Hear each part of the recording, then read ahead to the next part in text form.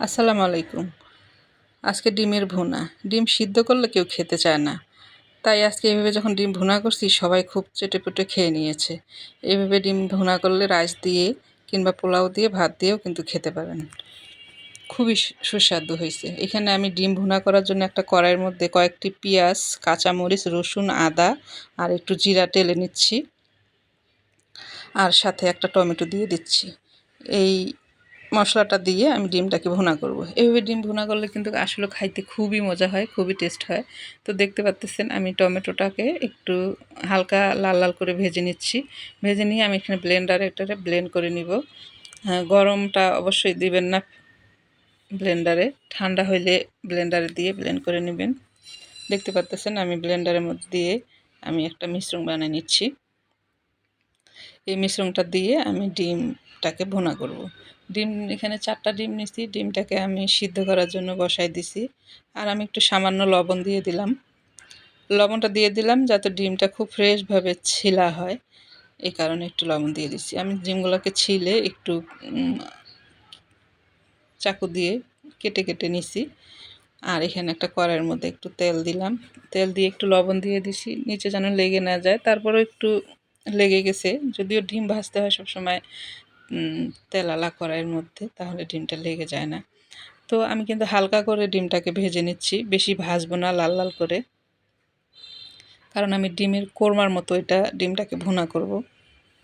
তো ডিম ভাজা হয়ে গেছে, আমি ডিমটাকে উঠায় রেখে ওই কড়াইয়ের মধ্যে কিছুটা পেঁয়াজ আন্দাজ করে নিছি। নিয়ে আমি তেলের মধ্যে লাল লাল করে পেঁয়াজটাকে ভেজে নিচ্ছি আগে। দেখতে পাচ্ছেন পেঁয়াজটা ভাজা হয়ে গেছে। একটা তেজপাতা দিয়ে দিছি। আর এখানে যে ব্লেন্ডারে মিশ্রণটা তৈরি করছি সেই মিশ্রণটাকে আমি দিয়ে দিলাম। দিয়ে খুব সুন্দর করে একটু নাড়াচাড়া করলাম।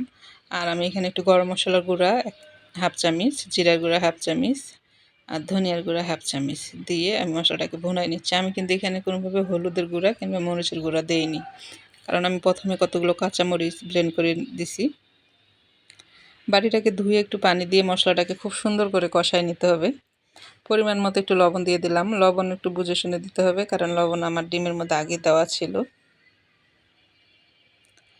মশলাটাকে খুব সুন্দর করে ভুনা হয়ে গেলে তারপরে আমি ডিমগুলাকে দিয়ে দিলাম। ডিমগুলাকে দিয়ে আবার খুব সুন্দর করে একটু ভুনাইতে হবে, কষাইতে হবে। কষানো হয়ে গেলে আমি এখানতে একটু টক দই দিয়ে দিলাম।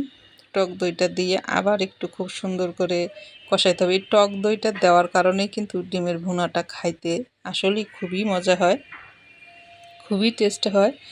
তো এটা আপনি রান্না করলে পোলাও দিয়ে কিংবা রাইস দিয়ে, ভাত দিয়ে খেতে কিন্তু খুবই ভালো লাগবে। ভালো লাগলে এভাবে আপনারা রান্না করে খেয়ে দেখতে পারেন।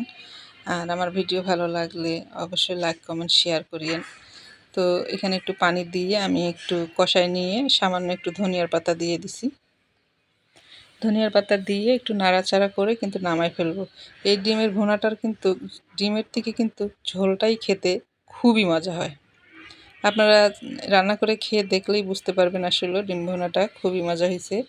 তো আমার ডিম ভুনা হয়ে গেছে, দেখতে পাচ্ছেন কতটা সুন্দর হয়েছে। ভালো লাগলে অবশ্যই লাইক, কমেন্ট, শেয়ার করবেন। আবার নতুন কোনো ভিডিও নিয়ে আসবে। এই পর্যন্ত ভিডিও থাকলো। আল্লাহ হাফেজ।